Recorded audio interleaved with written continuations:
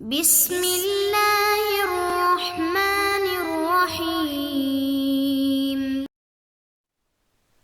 باب فضل صف الاول والامر باتمام صفوف الاول وتسویتها والتراص فیها۔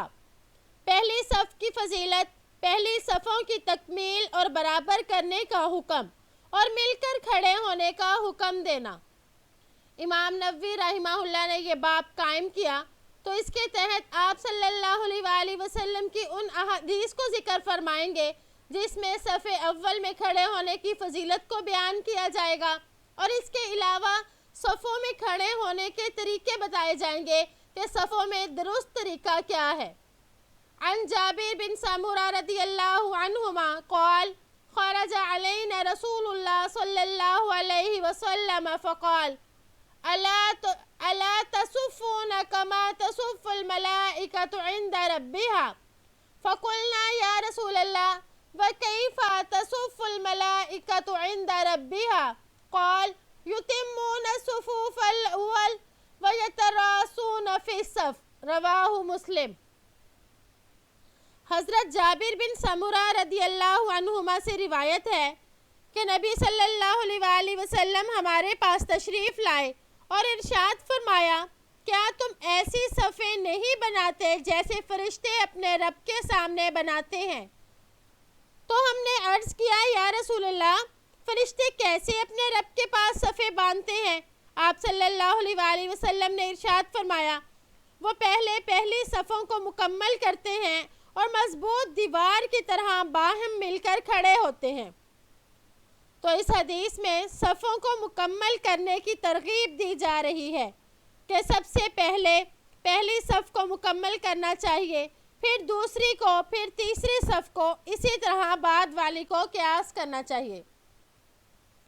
فرمایا وَيَتَرَاصُونَ فِي الصَّفِ، یعنی صف میں مل کر کھڑے ہوتے ہیں۔ یتراصون یہ تراص سے ہے، اور دیوار میں ایک اینٹ کو دوسری اینٹ کے ساتھ ملانا، اس کو تراص کہتے ہیں۔ اسی طرح صف میں بھی اس طرح کھڑا ہونا چاہیے کہ درمیان میں فاصلہ اور کوئی شگاف نہ ہو۔ اگر درمیان میں خلل ہو تو روایت میں آتا ہے تو درمیان میں شیطان گھس جاتا ہے، اس لیے صفوں کے درمیان خالی جگہ نہیں ہونی چاہیے۔ وعن ابی ہریرہ رضی اللہ عنہ ان رسول اللہ صلی اللہ علیہ وسلم قال لو يعلم الناس ما في النداء والصف الأول ثم لم يجدوا إلا أن يستهموا عليه لاستهموا متفق علیہ۔ حضرت ابو ہریرہ رضی اللہ عنہ سے روایت ہے کہ آپ صلی اللہ علیہ وآلہ وسلم نے ارشاد فرمایا، اگر لوگ پہلی صف اور اذان کی فضیلت کو جان لیں تو پھر وہ قرآن اندازی کے بغیر نہ پائیں گے تو یقیناً وہ قرآن اندازی کریں۔ یہ روایت اگرچہ پہلے باب فضل الاذان میں گزر چکی ہے، لیکن علامہ نووی رحمہ اللہ نے اس کو دوبارہ یہاں پر اس لیے ذکر فرمایا کہ اس میں بھی پہلی صف کی فضیلت کو بیان کیا۔ تو اس سے معلوم ہوا کہ پہلی صف کی اس قدر فضیلت ہے کہ اگر لوگوں کو معلوم ہو جائے تو وہ پہلی صف میں کھڑے ہونے کے لیے دوڑیں، اور دوڑنے والے بھی اتنے زیادہ ہوں کہ پہلی صف میں کھڑے ہونے کے لیے پھر بھی قرآن اندازی کرنی پڑے، تو اس سے پہلی صف کی فضیلت معلوم ہوئی۔ وعنہ قال قال رسول اللہ صلی اللہ علیہ وسلم خیر صفوف الرجال اولها وشرها آخرها وخیر صفوف النساء آخرها وشرها اولها رواہ مسلم۔ انہی سے یعنی حضرت ابو ہریرہ رضی اللہ عنہ سے روایت ہے کہ رسول اللہ صلی اللہ علیہ وآلہ وسلم نے ارشاد فرمایا کہ مردوں کی صفوں میں سے بہترین صف پہلی صف ہے، اور سب سے بری آخری صف ہے، اور عورتوں کی بہتر صفوں میں سے سب سے بہتر صف ان کی آخری صف اور سب سے بری پہلی صف ہے۔ دیکھیں اس میں فرمایا گیا کہ مردوں کی بہترین صف پہلی ہے، کہ مردوں کو امام کے قریب ہونا چاہیے۔ جو آدمی امام کے جتنا قریب ہوگا اتنا ہی زیادہ اس کو اجر و ثواب ملے گا۔ اور عورتوں کے بارے میں فرمایا کہ عورتوں کی صفوں میں سب سے بہتر آخری صف ہے. عورتوں کی صف مردوں کی صف سے جتنی دور ہوگی اتنا ہی ان کو اجر و ثواب زیادہ ملے گا. تو اس سے معلوم ہوتا ہے کہ شریعت میں مرد اور عورتوں کا باہمی اختلاف کتنا ناپسند سمجھا گیا. مردوں کو کہا گیا کہ وہ آگے کی صف میں رہیں اور عورتوں کو کہا گیا کہ وہ آخری صفوں میں رہیں تاکہ ایک دوسرے سے بالکل علیحدہ رہیں اور آپس میں بالکل اختلاط نہ ہونے پائے. تو اس میں مرد جو ہے باجماعت نماز پڑھتے ہیں، اس میں معلوم ہوا کہ ان کی صفوں میں بہترین صف اول ہے. وعن ابی سعید رضی اللہ عنہ ان رسول اللہ صلی اللہ علیہ وسلم رأى في اصحابه تأخرا فقال لهم تقدموا فاتموا بي وليأتم بكم من بعدكم لا يزال قوم يتأخرون حتى يؤخرهم الله. رواہ مسلم.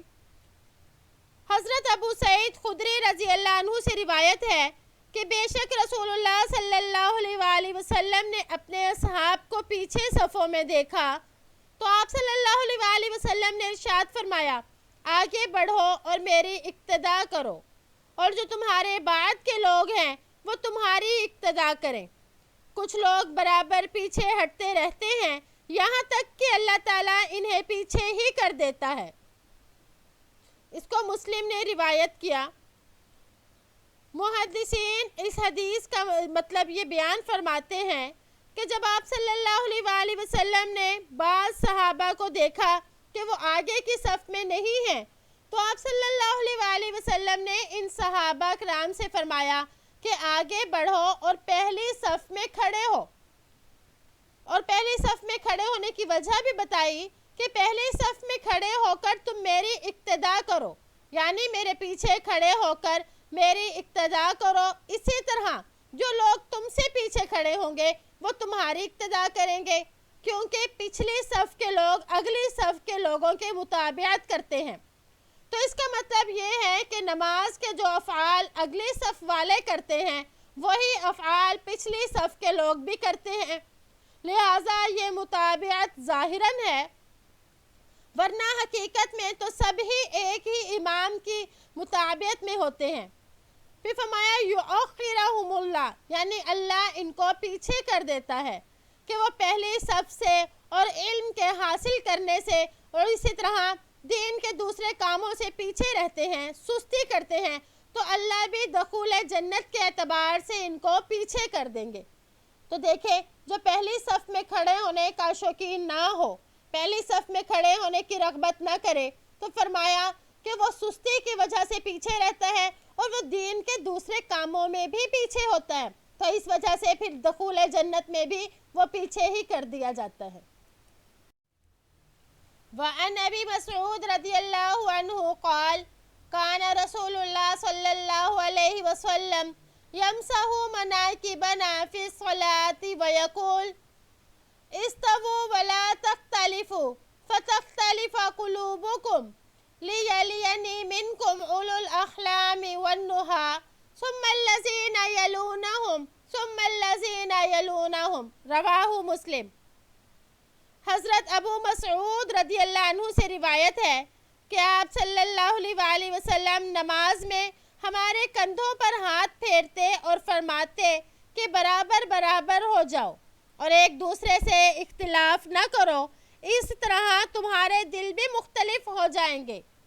تم میں سے میرے قریب وہ لوگ رہیں جو عقل مند اور سمجھدار ہوں، پھر اس کے بعد جو ان کے قریب ہوں اور پھر وہ جو ان کے قریب ہوں. مسلم نے اس کو روایت کیا.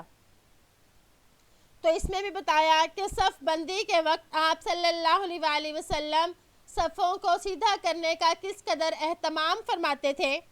فرمایا یمسح مناکبنا فی الصلاۃ، یعنی نماز میں صف بندی کے وقت ہمارے کندھوں پر ہاتھ پھیرتے تھے.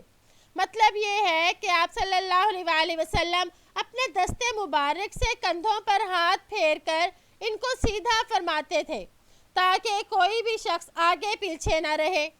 پھر فرمایا لا تختلفوا فتختلف قلوبکم، یعنی اختلاف نہ کرو، اس طرح تمہارے دل بھی مختلف ہو جائیں گے۔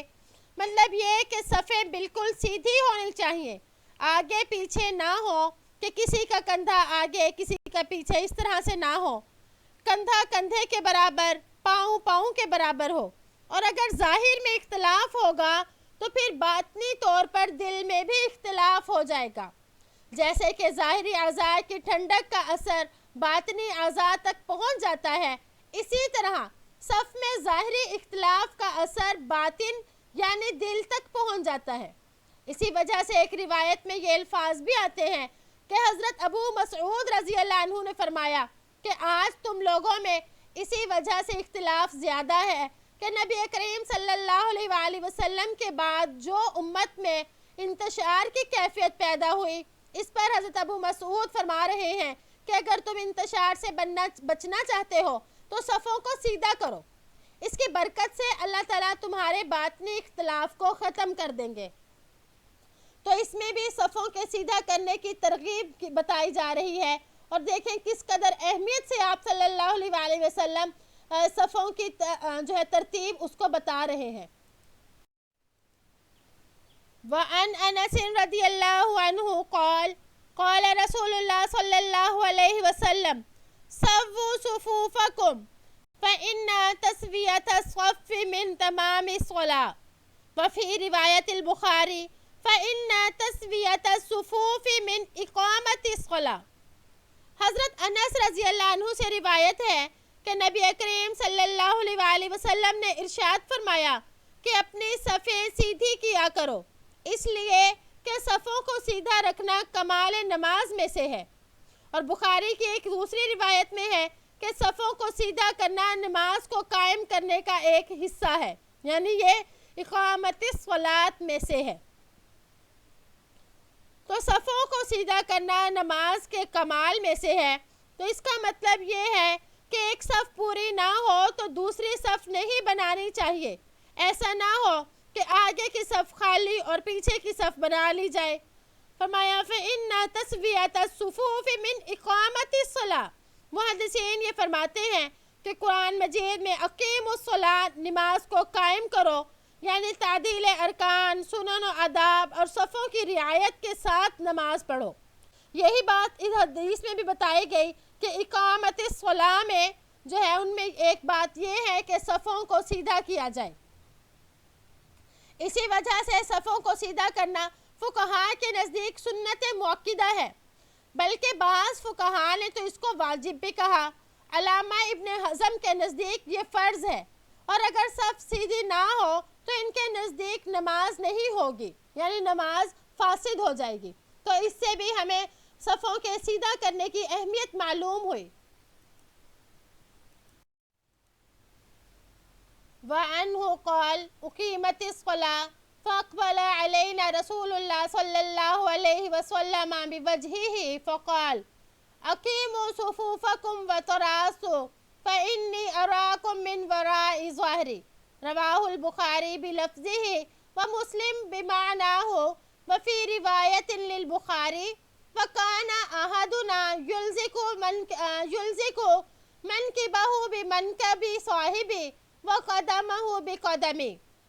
حضرت انس رضی اللہ عنہ سے ہی روایت ہے کہ نماز کی اقامت کہی گئی تو آپ صلی اللہ علیہ وآلہ وسلم نے ہماری طرف متوجہ ہو کر ارشاد فرمایا اپنے صفوں کو سیدھا کرو اور مل کر کھڑے ہو، اس لیے کہ میں تم کو اپنی پیٹھ کے پیچھے سے بھی دیکھتا ہوں۔ بخاری اور مسلم نے اس کو روایت کیا۔ یہ الفاظ بخاری کے ہیں، جبکہ مسلم میں اس کے ہم معنی الفاظ میں روایت ہے، اور بخاری کی ایک دوسری روایت میں ہے ہم میں سے ہر کوئی اپنے ساتھی کے کندھے سے اپنا کندھا اور اس کے پیر سے اپنا پیر ملاتا تھا۔ تو آپ صلی اللہ علیہ وآلہ وسلم نے صفوں کے سیدھا کرنے کا حکم دیا، اور یہ آپ کا معجزہ تھا کہ آپ جماعت کے وقت پچھلی صفوں کے لوگوں کو بھی دیکھ لیتے تھے، حالانکہ آپ صلی اللہ علیہ وآلہ وسلم کا چہرہ تو قبلے کی طرف ہوتا تھا۔ تو اس طرح یعنی صفوں میں مل کر کھڑے ہوں، مطلب یہ کہ ہر نمازی کا کندھا دوسرے نمازی کے کندھے کے ساتھ ملا ہوا ہو۔ اسی طرح ہر ایک کا پاؤں دوسرے کے پاؤں کے ساتھ ملا ہوا ہو، جیسے کہ دیوار بنانے کے وقت اینٹ کو اینٹ کے ساتھ ملا کر بناتے ہیں، اسی طرح صفوں کو بھی سیدھا کرنے کا حکم دیا گیا، یعنی تاکید کے ساتھ صفوں کو سیدھا کرنے کا حکم ہے۔ وعن نعمان بن بشیر رضی اللہ عنہما قال سمعت رسول اللہ صلی اللہ علیہ وسلم یقول لا تصون صفوفکم او لا یخالفن اللہ بین وجوہکم، متفق علیہ۔